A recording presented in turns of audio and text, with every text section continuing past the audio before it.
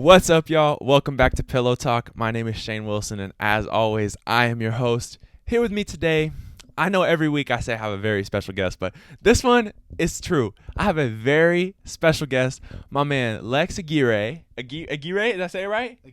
Aguirre. Y'all, I'm going to be honest, I don't know how to say his last name because around here we call him Pico. That's what he's known as in this house, Pico, because he's the guy, yo. Lex, you want to say what's up to the people? What's up, y'all? My name is Lex, like Shane said, and I am honored, blessed, and glad to be on this show. So Lex came all the way from Waxahachie, Texas, just to record Pillow Talk with me. That's the only reason he came, specifically for this. No, but I'm super glad to have Lex here. I met Lex this summer. He was interning at North Church. I'm super glad we met him. I met him and also Eddie Perkins. Shout out Eddie. They're two great guys, and I had to have, as soon as I came up with Pillow Talk, I knew I had to have Lex on here because he's a character, and I mean that in the best way possible. But Lex, do you want to tell the people a little bit about yourself, what you do, and just like what your plans are in the future, stuff like that? Just give them a little rundown of Lex. Sure. So, like you said, I live in Waxahachie. That is 30 minutes south of Dallas. So I'm right by the great city of Dallas, Texas. But I'm currently a college student going to SAGU, which is Southwestern Assembly of God University, studying business management with a minor in youth and student ministry. So I had the great honor of coming down to North Church and serving in the youth ministry. And that's where I met Sawyer, I met Shane, other great people. But yeah, my plans are to go into business and then to eventually do some youth ministry through business. Awesome. And we're going to talk about that a little later on. I have lots of great questions about Lex because Lex is a personality. He has a big personality, and he has a lot of different interests. So we're going to go through those different interests, and I know we're going to cause some debates today. For the people watching, they're gonna get into this. I don't know if you can tell. I got my Lakers jersey on, my LeBron jersey. I got the yellow Crocs. He got the purple Crocs. He has his Lakers shirt. I got a little LeBron figure right here. Oh, his head just popped off. His head just popped off. Oh, me. The refs are going to be hearing about that one. Goodness. Well, anyways, so we're going to start with this. I knew I would have to ask Lex about this. He was getting into it the other night at church with the one and only former Pillow Talk guest, Zachary Alford. Why LeBron is better than Jordan. I want you to make your argument on why LeBron is better than Jordan to the people. Pretend that camera, I'm on your side on this one, so you don't have to make it to me. I want you to look into that camera. We're going to be respectful. We respect each other around here. But Lex, I want you to let them know why LeBron is the GOAT. Okay, so first off, I got to start by giving credit to Michael Jordan. He laid the game out. He said it. The game was dying. He came in and did what he did. So I know we got the debate, but I watched The Last Dance, and I did say that Jordan is just by far one of the greats. However, that's old tradition. We're in a new era. I think that LeBron personally is the GOAT. When we're talking about the GOAT, it stands for greatest of all time. And to me, that's an individual. An individual that can go in, kill the game, and make his team better. I believe that LeBron's a GOAT because, one, he is one of the top assist leaders. He's one of the top scorers, one of the top just NBA players, whatever. He's been in the game since he was 19. He has dominated the game. Since he was 19. He led the Cavaliers as a 19-year-old to the Western Conference Finals or Eastern Conference Finals. As a 19-year-old, carrying 28-year-olds, 30-year-olds, almost 40-year-old men. Other 30-year-old men. They're double his age, and he is carrying them to the Eastern Conference Finals. And you see his history of bringing teams to championships, bringing a title to Cleveland in over 50 years, coming back from a 3-1 deficit. I know there's other players, Kyrie, whatever, but if LeBron wasn't there, Kyrie wouldn't have been there to make that play. If LeBron wouldn't have helped him get there, I don't even know if they would have made. They hadn't even made the playoffs. Dude, They hadn't even made the playoffs. Kyrie had been there before LeBron was there, and they didn't even go. And everyone wants to say, oh, he had Kyrie, he had this, and that. I get it. But again, if they didn't make it to the playoffs. Now, let's go back to Michael Jordan. Michael Jordan had Scottie Pippen. Michael Jordan left, retired, went to go play baseball. And guess what? Scottie Pippen carried that same team to the playoffs, and I think lost right before he lost before the conference finals, right? They made it to the second. They made it to the second round. Okay, that goes to tell you though that the team could have survived without Jordan. So the team wasn't dependent on Jordan. LeBron leaves Miami. They don't go to the playoffs, which they won a ring without LeBron. D-Wade, shout out D-Wade. He does have a ring before LeBron got there. Okay, I get it. But LeBron also went. Yeah. And so Shaq leaves. LeBron comes, and LeBron carries him to the finals, and everyone says, oh, it's a super team, this, and that. Well, let's take in mind that you had the Boston Celtics at the time that had Kevin Garnett, just got into the Hall of Fame, Ray Allen, Paul Pierce, and the floor general, the guy, the myth, the legend, Rajon Rondo. That's 4 people on a team. And you had who? D-Wade and LeBron go win a ring, and then you had D-Wade, LeBron, and Ray Allen. I get it. But okay, Chris Bosh, I get it to him. But 3 against 4, so he still has not that advantage.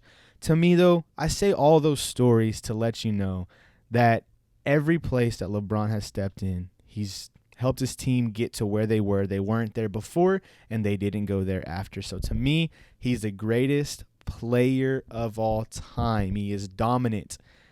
I think his resume goes farther than Jordan's, despite the rings. Take the rings out, this man's resume is legendary.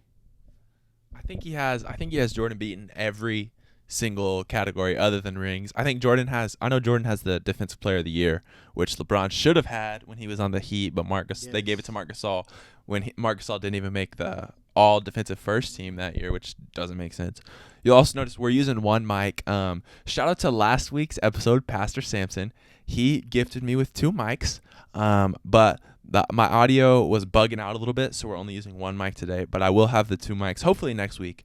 But yeah, so thank you, Pastor Sampson, for that. So now you guys can finally hear me clearly. See, listen to this. Listen how crisp that sound is. Now, my next question for Lex. I know right now he has the Drew House Crocs on, but normally, well, I'm not going to say normally because right now he has the heat on his feet, but Lex always has the heat on his feet.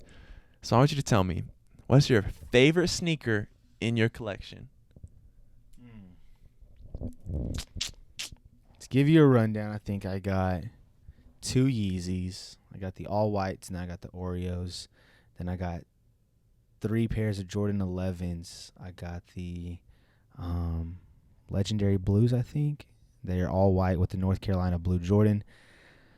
Got my very first pair ever of sneaker heat. It was the Space Jams, but the second drop. So it has the 45 on the back, and then I got my not latest, but the last Jordan 11 that I got was the Breads. So that's kind of a rundown of my shoes so far. I also have some Jordan 4s, but they're nothing too big. I think it's kind of hard between my Space Jams and my Breads. Space Jams hold a special place in my heart because they were my very first pair. Not only that, but I mean, I'm a fan of Space Jam. I know you like Space Jam, so I love the Space Jams. But the box is awesome too. But I think I have to go with the Breads because of the story. Okay. That was the shoe that Jordan wore in the flu game. Yeah. That was that. So for me, shoes, it's all about the story behind it. My next pair, I want the 72 10s. I think that's what they are. The Jordan 11 72 10s because, again, that was their best record. That was the best record in the NBA till the Golden State Warriors came and won 73-9. But, yeah, I'd say right now, the Breads are my favorite. Okay. Now, see, we still have love for Jordan around here. People think just because we think LeBron's better that we hate on Jordan. We have respect for Jordan. We love Jordan, and he definitely has a better shoe game. I will say that. But what is your favorite shoe that is not currently in your collection that you either are trying to get or that's just like stupid expensive and like maybe not realistic, that just the shoe that you want that you don't currently have? Right off the top of my mind, there's 2 shoes right now that if anyone said, "Hey, I got it, go get it," I would probably go with the Jordan 1 Dior's. Those I love. Just showing us. I love Dior. I love Jordans. Put those together, that's money right there, baby. But that kind of be a little overboard because you're crossing. You got the Jordans and you got a whole nother designer coming together. So I'd probably have to stay within the range of either a Jordan 4 bread. If we just want to stick to one person, it's the Jordan 4 breads. All black. I love those shoes. Those are iconic, legendary. But if not, if we're going to do a crisscross, I'm going to have to go with the Travis Scotts, bro. Any Travis Scott, Jordan and Travis Scott. Any Jordan Travis Scott. You want to give me something? Give me some Travis Scott Jordans. We're golden. Okay. Those are some good answers right there. I love how quick you had those two. Now my next question for Lex is you might be able to see it. He has a tattoo right there that he got last summer in Oklahoma when he was up here during his internship. I want you to tell the story about why you chose to get that. If you can't read it, it says testimony. I want you to explain why you decided to get that as that's your first tattoo. Yeah. Right now, that's his only tattoo. I know we were just talking about today. He's planning on getting more. But I want to hear why this is the one you chose to get. I wanted to get a tattoo for a long time, but I wanted to get something that was very meaningful. And for me, growing up with the testimony that I have seen a lot of, God has given me a great testimony where I have seen a lot of people get out of the hole that they were in or slumps or find Christ, come out of the dark into the light. So I think everyone has a testimony. I know Shane has a testimony. I know Sawyer has a great testimony. I know I do. And when I met these guys, their story is what grabs my attention of how God can grab someone from a past, bring them out of what they're in into something new. And just like, Shane wants me to explain my testimony to y'all because y'all see testimony, that's it. You don't know what it means. That's the whole reason why I got the tattoo. Any person that I cross that is a curious person is going to say, hey, why would you get testimony written on your arm? Well, let me tell you my testimony because it means this to me.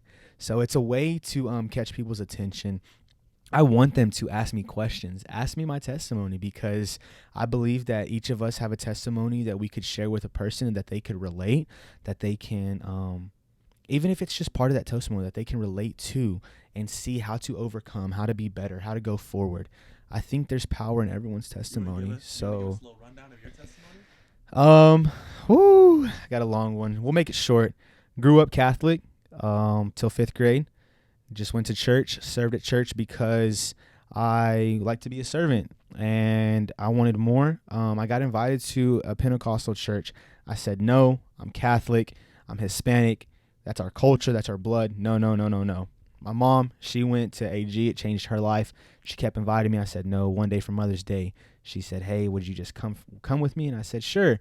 Saw it. Felt something that I didn't feel in the Catholic Church, and that was the Holy Spirit. At the time, I didn't know. Like, what is this feeling? It feels weird. It feels peaceful, but I just feel something stirring inside of me. And I believe God gives us things that we don't know because he wants us to question. And if we have all the answers, we're just going to go through life not wondering about anything.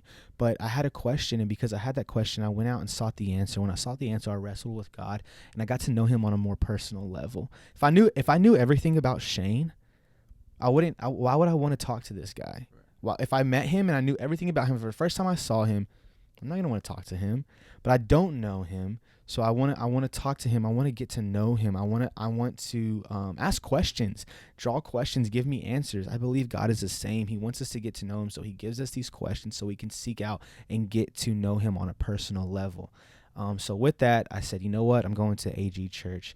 I converted over. They showed me that it was more about the relationship with Christ that we have instead of the church. And at the Catholic Church at the time where I went, it was about serving the building, the church, keeping it clean, serving the priest, doing things within the church. But once we left the building, there was no church ever done. We weren't the body of Christ into the world, and that's what we're called to do, is be the body of Christ. We are to be the church, to go out. So I saw that and I was like, okay, whatever. I like this. I believe it's the Lord. He's brought me here. And then my senior year, got into a relationship, kind of went downhill, just didn't focus on Christ. It was no one's fault but mine. I didn't focus on Christ, and my relationship just went away. Started dealing with depression. Got into partying. After I broke up in my relationship, I said, "Hey, I'm 18. I'm free." I grew up by a small town by Texas Tech. Shout out Snyder, Texas. But I went there into that lifestyle. Got into drinking, smoking weed, doing drugs, pills, selling weed, doing all these things. To I just hit a hole, and I was like, "Hey, I'm done." Like I don't it. I realized that I was trying to fill the holes in my heart. It was fun to me. I want to have fun. I want to party. Well, the reason why I wanted to have fun was because I wanted to get my mind off of the hurt that was right in front of me. But what I didn't realize was that after that fun in the morning, I'd wake up and that hurt would be staring right at me. And I'd be like, man, can't wait till next week, and why? So I can get out of this hurt. And so it was a temporary Band-Aid instead of the Lord saying, let me heal you. Let me stitch that up and heal you. So I said, you know what? I'm done with this lifestyle. I gave my life back to Christ, and since then, it's been the greatest thing.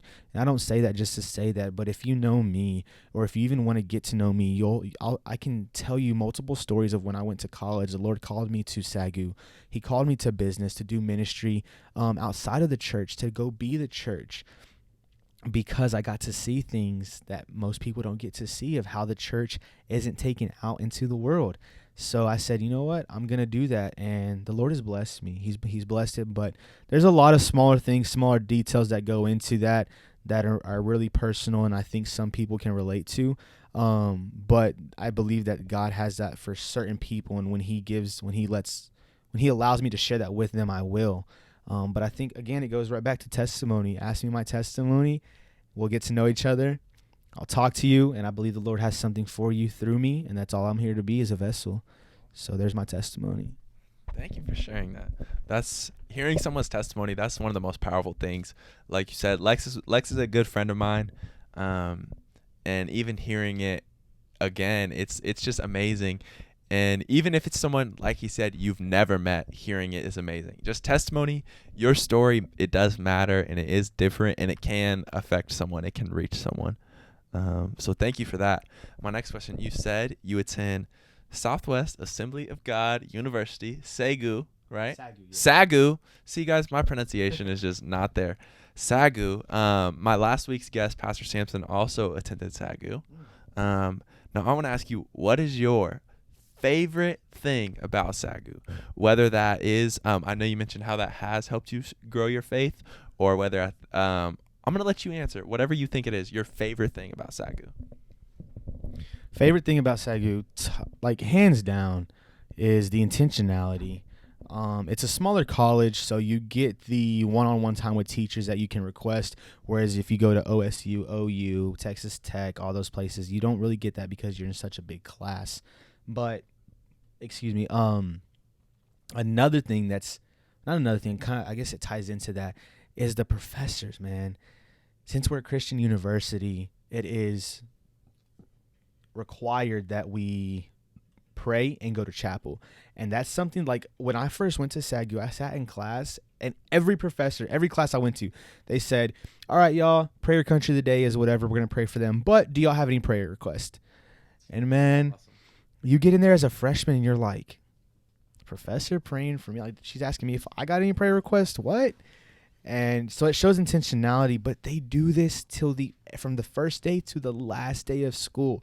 There's never one day that they don't miss out on this. And so I think that's just crucial, because you have people that go to this university for sports that may never be in church, but they hear a professor want to pray for them. You don't get that at different universities. So whether they are there for a year, 2 years, or they're 4 years, they get to see something that isn't implemented in the world, and that's crucial for these people. That's ministry within itself. But I would say that prayer, the professors, the intentionality, chapel, it all goes into the same thing, and it has influenced my life, and it has helped me grow in faith. Well, that's powerful. Now we're gonna change gears a little bit. We're getting into the. I'm just gonna ask it. I asked. Lex is one of Sawyer's groomsmen in his wedding. My brother Sawyer, who has been on Pillow Talk a couple times. And I asked another one of his groomsmen that was on here, Zachary Alford. We talked about it on, and I also asked Sawyer if there was a battle royale between all of his groomsmen, who would win. The reason I had to ask Zachary is because Sawyer said that Zach would be the first one out, and then he said that he thinks that the winner would be either Bill or of his friend Austin, who's from high school, who Lex has not yet met, but he will tonight. I want to know, how do you think you would do in this battle royal? Because Sawyer, he gave us all our credit. He gave you your credit. You're a big, strong guy, and you could hold your own. I want to know, how do you think you're going to do? There's, how many is there? 9 of us? 10? There's 10 of us. I would say Zach would go out first.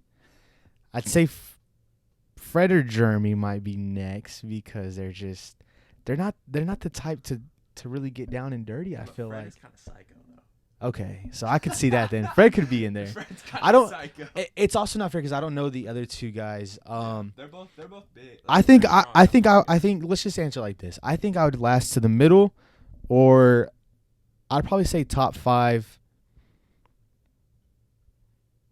I think Bill would win.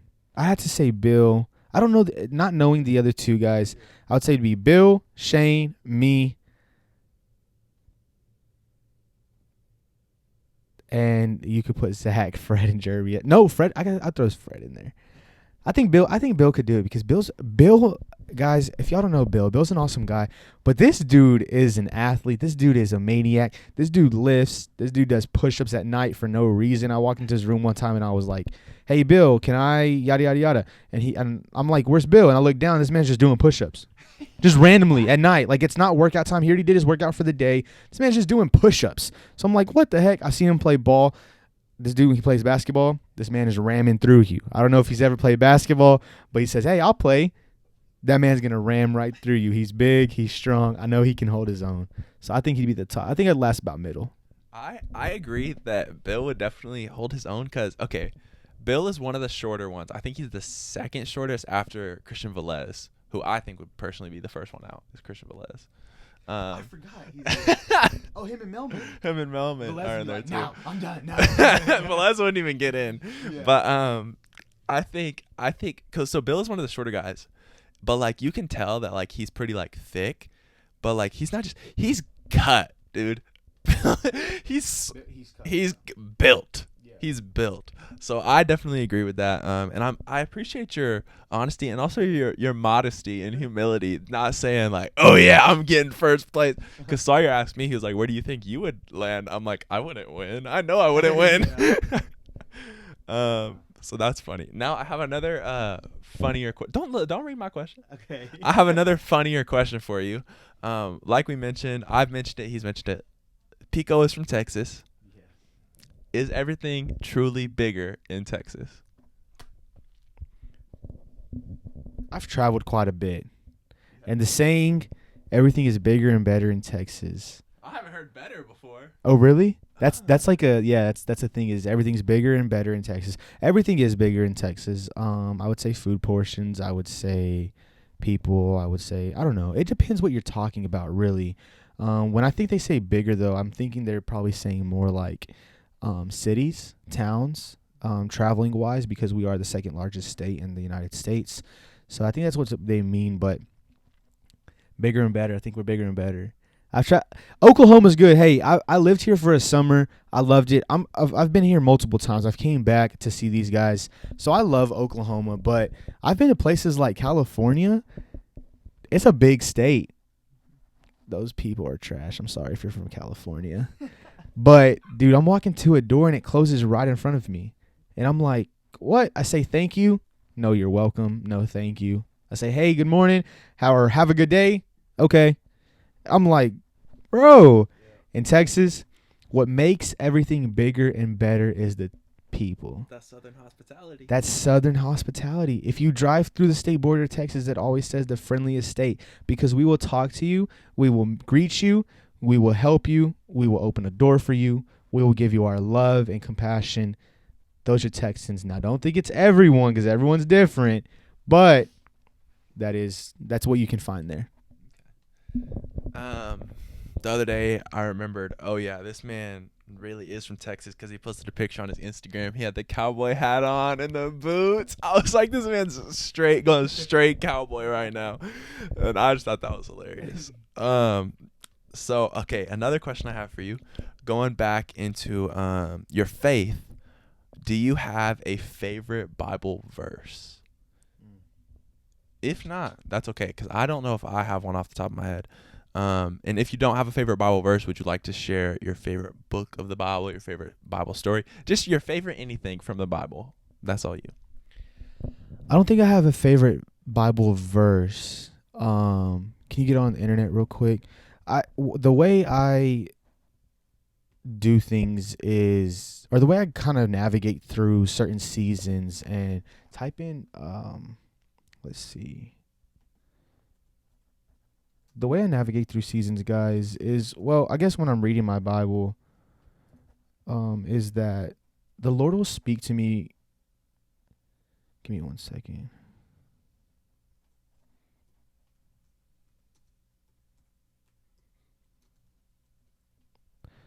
The way that the Lord will speak to me is, yeah, okay. So, sorry, but there have seasons. I have a dry season. I have a season where I'm supposed to, everything that I've soaked in, I'm supposed to give back out. But then I have seasons where I've given back out and it's my time to refill. It's my time to silence. It's my time to be quiet. It's my time to listen to the Lord so that what he's given me, I can refill my cup, go out into the world and give people what he's given me. So there's different times that some Bible verses will stick with me, and specifically right now because of the season I am of graduating college in December, these things, I'm in a transition season, and I start to have fear, and I start to have these questions about where am I going, what am I doing, what is the Lord going to do, whatever. But right now, my verse is Matthew 6:34. That's Matthew chapter 6, verse 34. And it says, "Therefore do not worry about tomorrow, for tomorrow will worry about itself. Each day has enough trouble of its own." So, it says it is the 34th and final verse of the 6th chapter of the Gospel of Matthew. And what I think is so precious about that is he sealed the chapter with this. He says, therefore do not worry about tomorrow, for tomorrow will worry about itself. Now, if you go to the verse before, he's talking about,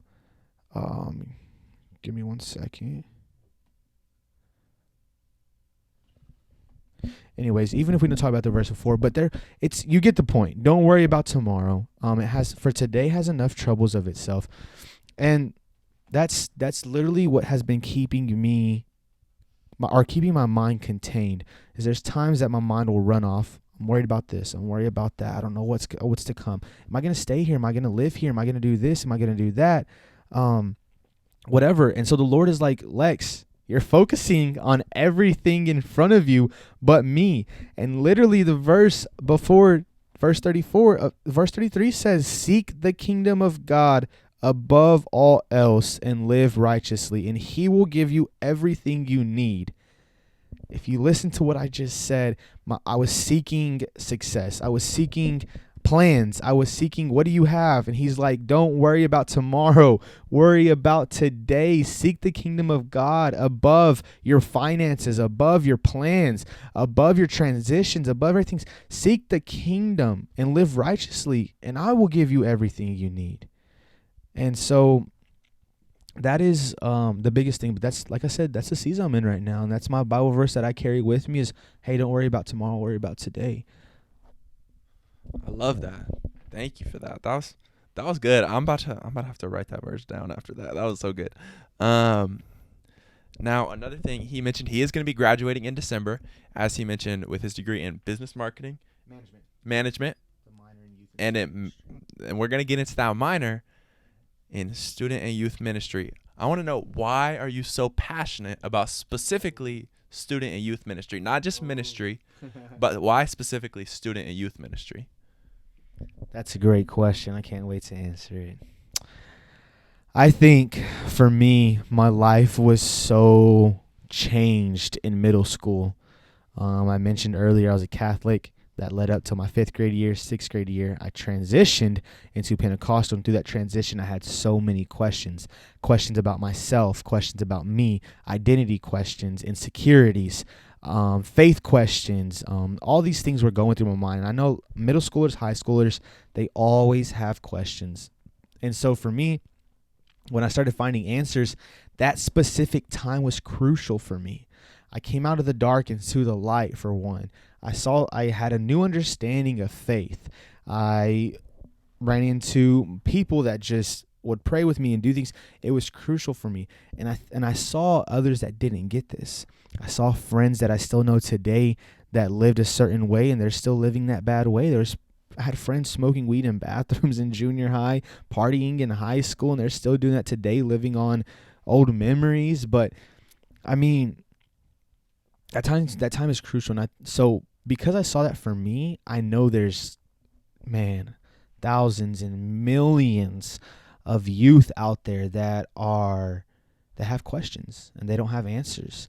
And just like people were there for me, I want to be there for them. But he mentioned, of course, my major is business management and my minor is in youth and student ministry. The reason why my major is in business management is because God has called me to business. I have a heart, I have a desire. He's given those things and he's placed it in my heart for a reason. So I want to enter into business management to get into the business realm so that I can minister to youth and students in the business world. Right. You go to Chick-fil-A, just count how many youth and students are working at that Chick-fil-A. The people working are you go to Walmart, you go to a gas station, you go to the movies, you go out to eat. Look at the age of your waiters and the people serving you. These people are in high school, beginning years of college. If we can get people into there instead of getting them into the church, imagine how many more people we can reach, because then they see that, hey, you've created a relationship with me. I got to know you through work, but I see the way God is in your life. And because of that, I want to follow God. Instead of, hey, you got problems, go to the church. Hey, let me invite you to the youth group. That doesn't work no more. We're not in the 2000s. We're not in the 1990s. We're not even in the early 2010s. We're in 2020.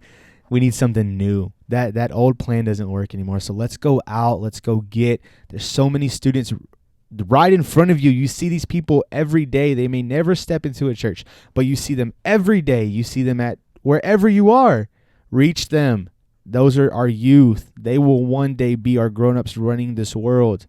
Let's reach them. Just get them for Christ. Come on. That's good right there. I'm sure y'all can tell, but just sitting next to him, I can just tell how passionate you are about that. And I love that. I love how much passion you have. And like you mentioned, how much of an effect that made in your life. And I'm sure you had those people that did make those influences on you, just like most of us have. And that's awesome that you want to be one of those people that can guide them to the Lord. Now I want to ask you, whether this is spiritual or not, some advice that you would give anyone that's watching this that has less life experience than you, or that maybe not as knowledgeable as you, just has if you could give them only one piece of advice, this is the last thing you can tell them, what would it be? That's hard, huh? That's hard.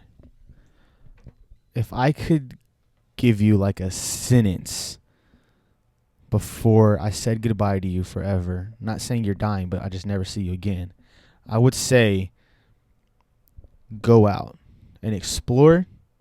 And while you're exploring, ask questions. It's my biggest thing in life. That's my biggest thing. The Lord has given us a world to see. Go out and see the world and ask questions. But don't see the world because of fun, but see the world because of how many different people and different things are out there. Texas is completely different from New York. New York is completely different from Washington State. Washington State is completely different from all the way in Florida. Florida is completely different from all the way in California. You've got a whole world of people that operate and that think different. If you can get to know how these people work, you will get to see differences that will open your eyes, that will bring questions to yourself so that you can learn. And ultimately, you'll be able to adjust and adapt to these people so that when you are doing ministry, if you are, you're able to relate to them. If you stay in one spot forever, you're never going to get to know how people work. Ask questions for knowledge. I believe that the most powerful thing is your mind. And I think the richest thing that you can ever have is wisdom. You're not rich by your money. You're rich by your intelligence. You're rich by your wisdom, by your knowledge. People can take money away. People can steal your money. People can steal your house. People can steal your cars. They can burn things down. But no one can take away your knowledge unless they kill you. Think about it, guys. Your wisdom is the most powerful thing because you can empower others. You can only empower others with money to a certain extent. But there's no cap on your knowledge. There's no cap. The Lord has given us this open space to just continue to get to learn and learn and learn and learn and learn. There may be a cap on how much money you can make one day. There may be, but until then, so that's the important thing. Explore and ask questions. That's awesome. There, I have less life experience than him, and he just gave me some good advice. There we go. Now my next question, when we get done with this, and if probably like, well, I don't know when we're going to get done with this, but in like half an hour, 45 minutes or so, we are about to go eat dinner. I got to ask you, if you could eat any meal right now, well, when you're hungry, because I don't know if you're hungry right now, but if you could eat any meal, what would it be? Any meal in the world, whether you've had it, whether you haven't had it, home cooked or from a restaurant, what would it be? I might have to bring out the culture and say, right now I'm kind of craving some street tacos. Street tacos? Some al pastor street tacos from, there's this place back home called Taqueria Guadalajara, and they're top-notch, amazing. But other than that, I think one of my top meals is a good home-cooked meal of salmon. Yeah, I love me some salmon. Or redfish. Broccoli or grilled asparagus. Yeah, I like asparagus. And see, you're segueing me perfect because my next question, he mentioned fish. Lex loves to go fishing. He goes fishing all the time. He actually just went fishing last night, the night before that. You went fishing in the morning yesterday. Did you go fishing this morning? No, because he came out to lunch with us instead. But I want to know, one, what's your favorite thing to fish? And two, if you could go anywhere in the world to go fishing, where would it be? I know that's kind of a tough question, but I know you probably have an answer for me. So the first one was what kind of fish? Yeah. Your favorite thing to fish. My favorite thing to fish. Okay.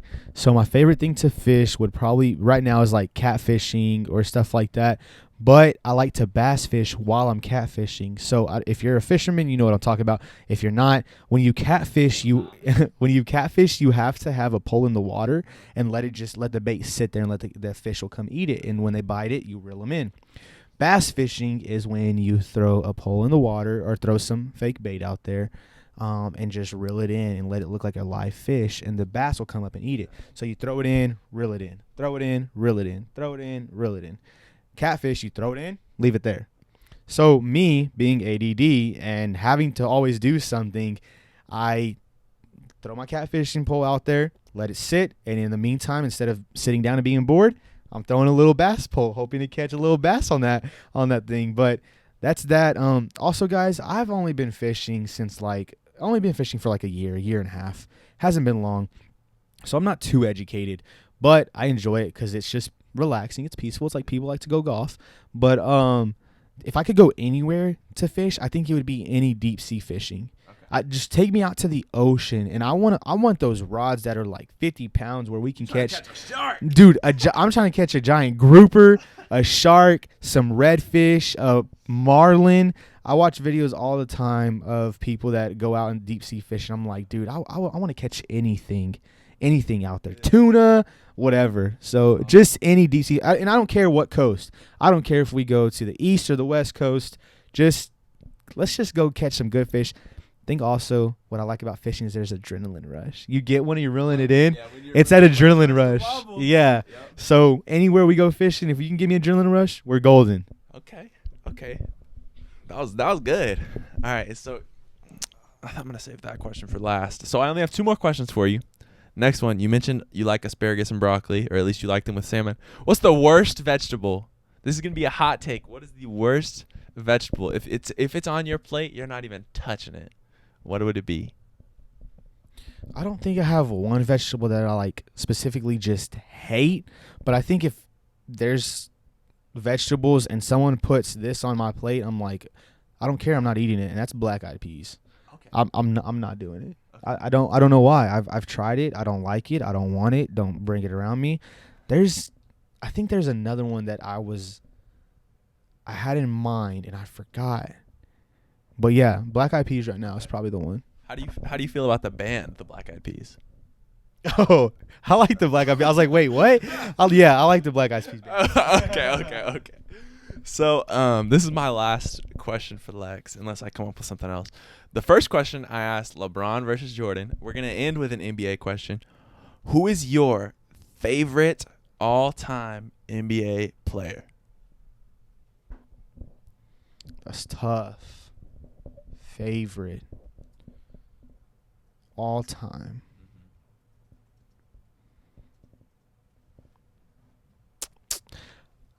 I'm going to have to be cliche. I'm going to have to go with Kobe. Okay. I think the reason why I liked Kobe is because he had both sides. He had the side of, no, you know what? It is Kobe. Because he was all around. He had the NBA side. He was a phenom. He was crazy. He was good. And when he wanted to do something, he was going to do it. But the thing about Kobe is that he's a competitor. And that is what makes a great person a great person. But what's even better is that Kobe didn't take, and this is also why I like LeBron, they can relate. Kobe didn't stay within the NBA. He said, what else can I do? He said, hey, I want to go into helping like children and all them stuff. I just watched an interview about Kobe not too long ago, and he was talking about the reason why he went into writing. He has books. I don't know if y'all know, but Kobe has multiple, children's books and some others. He has multiple books. And I'm gonna talk about his biggest accomplishment, but he has these books, and he created this children's content to where they can break down things and relate it on their level. So this man said, hey, I could stick to NBA, and that's where I find my identity. But instead, he said, no, I want to help the kids. So I love that he could do that. He's a family man. Even better, this man went and won an Oscars, dude. Yeah. He's the first professional athlete ever to win an Oscars, and no one's ever done that. So he has NBA, he has family-oriented men, he has Oscars. Same thing. I mean, same thing as LeBron. LeBron's a family man. Biggest thing I like about LeBron is that not only is he a great player, like I mentioned earlier, but this dude is all about the family. This dude's all about the kids. He opened up a school, guys. A school. Yeah. What other player has done that? Yeah. He's done many things. I could go on and on, but right now, yeah, Kobe is my and he's a girl dad. He loved his girls. He loved them. Yeah. But he's a legend. Even before he died, he was my favorite, and yeah, I think that's why he's my favorite. Awesome. God rest his soul. And well, what do you think? How do you feel about Space Jam 2? Because obviously, like we said, you even said it. You love Space Jam, yep, but you love LeBron. Yep. How do you feel about Space Jam 2? What do you think it's going to be like? Guys, let me give you a little insight about me. I'm the type that be original. Okay. Be yourself. I'm going to be real with you. I love LeBron, and I could jump on the train like, yeah, he's doing Space Jam 2, whatever. That's Jordan. That's the old era. LeBron, you want to make, which I know it wasn't him. He didn't want to make Space Jam. It was Hollywood. It was what can sell. What let's give the people what they want, what they like. So he said, okay, of course, there's good money in it. So he said, I'll do it.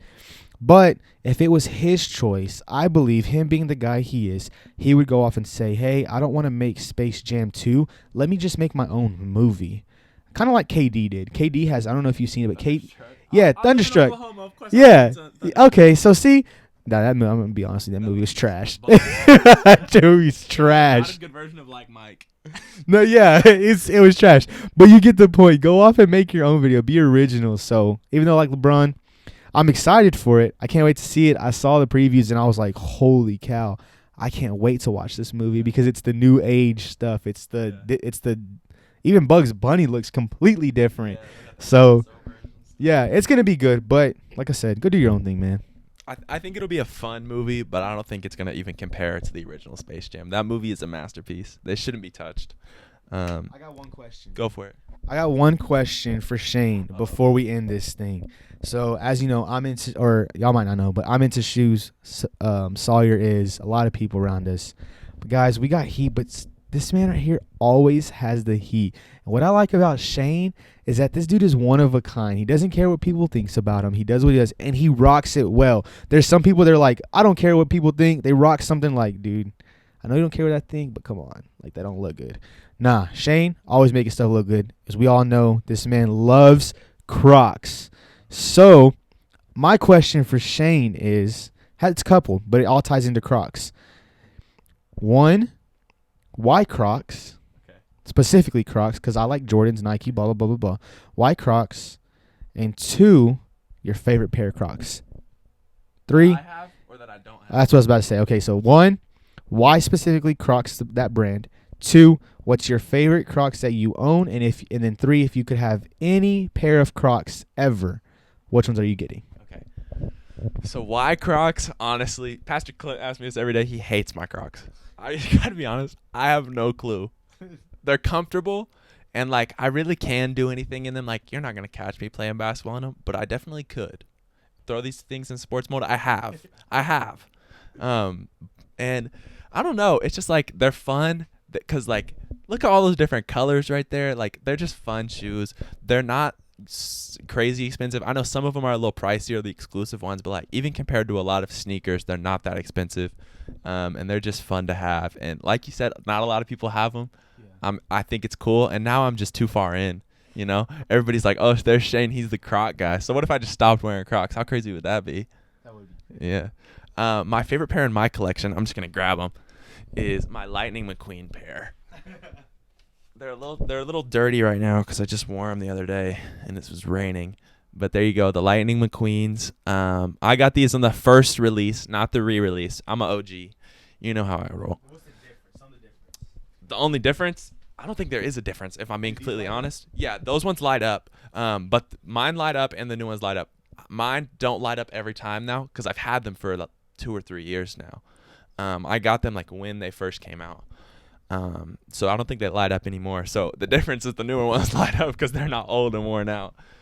Okay, and my favorite pair, I'm going to pull it up that I want to get, but like, okay, I'll spend a good amount of money on Crocs. Like I spend these. I have like 20 pairs, so I've spent money on them. But I'm not going to spend stupid money on Crocs.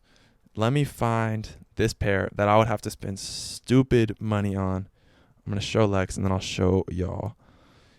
They are, nope, not those ones. It's these ones right here that have grass on the foot. You see those? So I wear a size 13, which is the biggest size that they regularly make. And so it's hard to get my size. Those are them right there. Beautiful.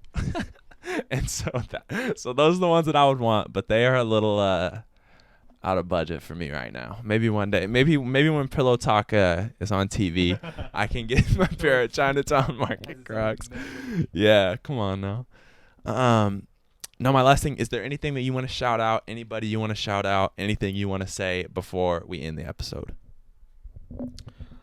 Probably want to say shout out to my guys, Kendrick and Eddie. If y'all watch this, y'all know y'all are my boys. I love y'all.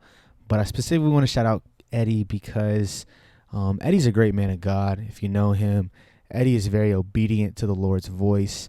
And it was last summer that Eddie had a opportunity to come intern at this church. And he asked me, he said, Lex, will you just come visit with me, man? I don't want to make a trip up by myself. I just want to go check it out, but I want you to come with me. So I said, sure, bro. Let's take a weekend up there. Let's go check it out. just go see Oklahoma, man. We haven't been to Oklahoma City. Let's go do it. I did it, and through that, because I was here and I was present, I left back and then got offered the internship to come to North Church. And so because of that, I want to shout him out. For one, Eddie, thank you for always obeying God's voice. Thank you for being the man of God that you are. But for two, bro, you showed me what being a blessing is you were obeying God's voice, and because you did that, you were able to be a blessing to me. If you wouldn't have invited me, I would have never had this internship. I would have never met Shane. I would have never met Sawyer. Would have never met all these people over here. I keep pointing at this. Yeah, so that's what I was about to say. Let me tell you, okay, Sawyer's in this room right here. That's why I keep pointing like Sawyer. It's not him. That's Buddy the Elf. That's John Cena. That's John Cena. You can't see him right now, but this is Gibby. Yeah, John Cena can't see me, But anyways, yeah, Eddie, thank you so much, bro, for being the guy you are, and you opened up a great door and opportunity, and you were a blessing because you obeyed God's voice. So other than that, shout out my boy Shane. Shout out my boy Sawyer. About to get this man married. We're excited. Come on, bachelor party tonight. Well, because I'm going to upload this tomorrow, so the bachelor party was last night. So hopefully we had a good time. And that's all I have for you guys. Thank you for watching. This has been Pillow Talk. I'll see y'all next week.